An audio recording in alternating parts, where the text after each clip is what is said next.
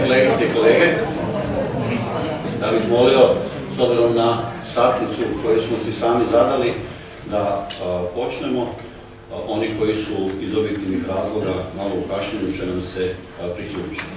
Evo, meni je izuzetno drago što vas mogu sve pozdraviti ispred Hrvatskog epidemiološkog društva, a posebno mi je drago što uz članove Hrvatskog epidemiološkog društva ovdje možemo pozdraviti i zahvaliti mu se na dolasku gospodina župana Vukovarsko-srijemske županije, gospodina Božu Galića.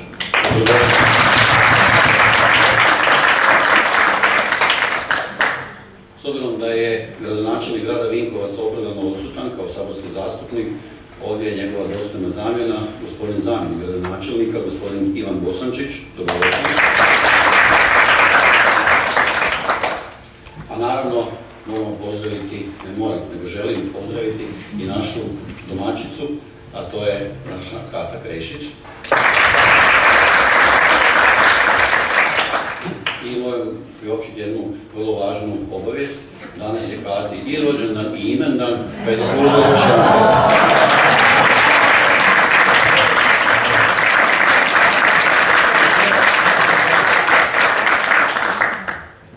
A sad evo, kad se je već ustala, ja bi onda i pozvao ovdje da pozdravi skup. Vrlo rado.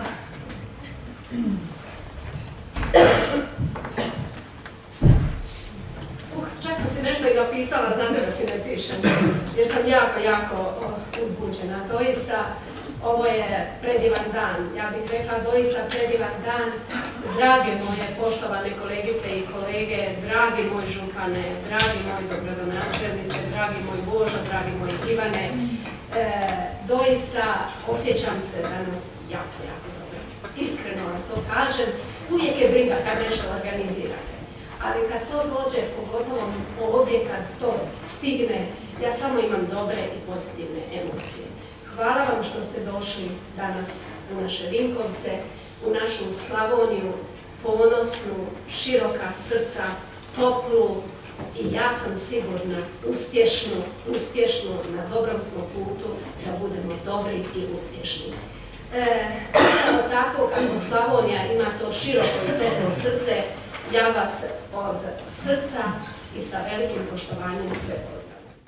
Mi smo svjesni nepredvidljivosti epidemioloških događaja, svjesni smo da moramo stalno unapređivati svoje epidemiološke metode, svoja epidemiološka znanja kako bismo bili spremni na te događaje i odgovoriti. I zato me posebno veseli program današnjeg stručnog sastanka koji upravo ima u svom sadržaju takve teme koje će nam pomoći i unaprijediti našu spremnost za odgovore na moguće incidente, bilo da se radi o ekoincidentima, bilo da se radi o novim ili drugim incidentima, odnosno bolestima koje se prenose putem krvi.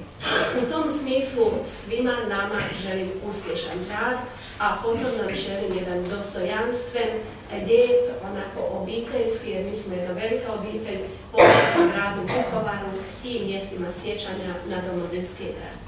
Još jednom vas od srca pozdravljam i doista želim vam samo reći neka vam je lijepo kod nas. Hvala vam lijepa.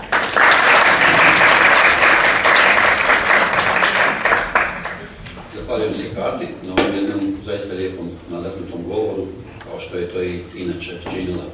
S obzirom da nam je ravnatelj Hrvatskog zavoda za javno zdravstvo, dr. Kruno Capak, službeno odsutan, neke stvari se stalno preklapaju. On je najprije u Mostaru, pa onda je iz Mostara išao za Opatiju na sastanak udruge poslodavaca u zdravstvu.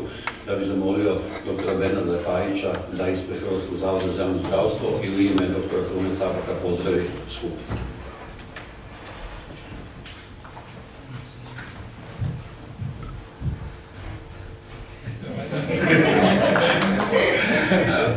Mislim sam objasniti zašto ja sam pozdravio mr. dr. Capaka, ali evo sve je objasnio dr. Venus.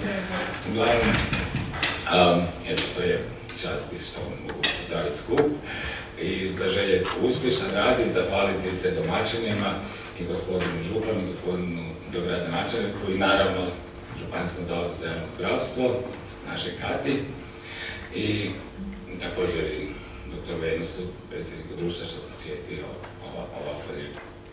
osjetio da bi stvarno bilo lijepo ovdje održati skup. I nema druga nego zaželjeti uspješan rad i još jednom Kati sretan i veseo rođendan. Imendan.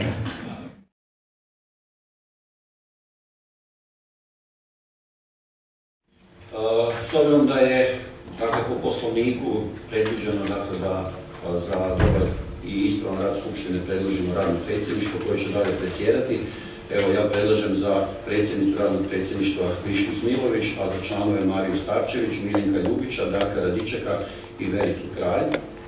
A ako ima neko od drugih prijedloga, mislim da tu formalnost preskočimo.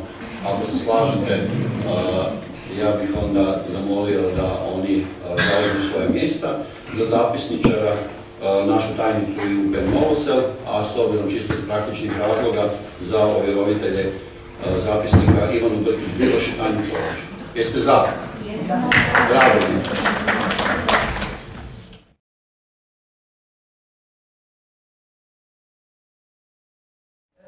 Moj današnji zadatak je predstaviti smjernice za postupanje pri ekološkim incidentima, prvenstveno naših kolega pripremnika epidemiologa. Zadatak taj sam dobila ja, jer jedina ja od ovih ovdje grupe autora, nisam subspecijalist zdravstvene ekologije, međutim kao i što većina vas nije subspecijalisti zdravstvene ekologije, vi svi također poznate pri ekološkim incidentima na području vaše županije. Iz tog razloga što većina nas nismo subspecijalisti zdravstvene ekologije, a dužni smo po Ustavu i po zakonima u našoj državi reagirati kad nas Državna uprava za zaštitu i spašavanje pozove, pojavila se potreba za ovakvim smjernicama.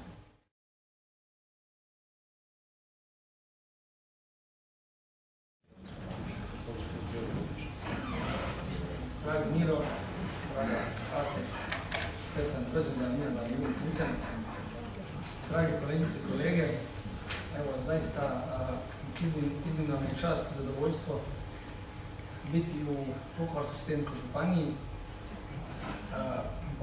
pogotovo što ćemo popodne ići i na vrlo emotivno mjesto, tako da imam posebno veću nervozu zapravo od odlaska na Ovčaru nego što sam imao vezano za ovo što će ih predavati danas.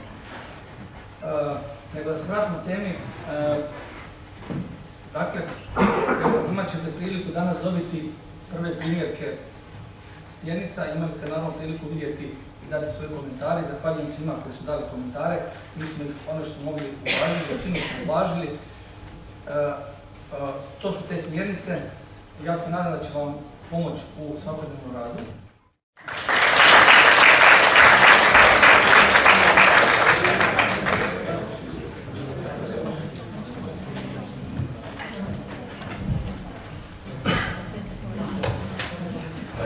Mato je očito stvarno jako uzbuđen.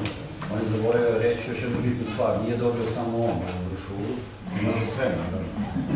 Dogovor je bio da on to kaže na kraju. Dakle, ovdje ćemo sad izgledati put i nismo namjerno htjeli podijeliti to ranije, jer onda bi svi listali, a ne bi gledali nas. Šalim se, naravno. Dakle, nemojte uzeti samo za sebe, ima 200 komada. Nažalost, ovdje nas sad trenutno ima samo 44. Mi smo očekivali, evo, Kata kao organizator i domaćin i više i Radička na kraju krajeva. Ali dobro, dakle, uzmite ne samo za sebe, već uzmite i za svoje iz ustanova i zavoda iz kojih dolazite. Opet napominjem, dakle, 200 komada je ukupno, odnosno važno 190, s obzirom da smo 9 komada morali izdvojiti, jer vidjet ćete, tražili smo i ISBN i CIP, što znači da smjernice od sljedećeg tjedna kad pošaljemo bit će dostupne i u nacionalnoj sveučilišnoj knjižnici. Znači, moći će se studenti, specijalizanti, kogod ga interesira doći do njih. I naravno, evo, na kraju ovim putem se i ja kao predsjednik društva zaista od srca zahvaljujem svima koji su sudjelovali u izradi i prvih smjernica, znači za ekološke i ovi drugi za ugodne incidente. Mislim da ćete se složiti sa mnom da je to puno značajnije da radimo na ovakav način, nego da imamo 20-ak predavanja od kojih nemamo baš neke velike koriste i uglavnom iskreno rečeno baš previše ni neće. Još jednom vam se zahvaljujem i na dolasku. Zahvaljujem se Kati što je organizirala, složite se sigurno sa mnom, kvalitetno ovo sve skupa, s obzirom da je predviđeno dakle da sad, nakon što uzmete brošuru smjernica, imamo ovdje nekih otprilike pola sata vremena malo za osvježice i nakon toga otprilike pola sata za put do Vukovara. Nakon toga, kao što ste već obavješteni, će biti polaganje vijenaca, paljenje svijeća i ručak. Neće više biti nikakvih govorancija, svima nam je toga dosta, ali ja ću koristiti priliku da, s obzirom da vas neću vjerojatno na ovakav način vidjeti, želim vam sretno gospodin Božić i ugodnu i uspješnu svima nama sljedeću 2017. godinu, da se izborimo za struku i naravno sretno povratak kući. Evo, hvala.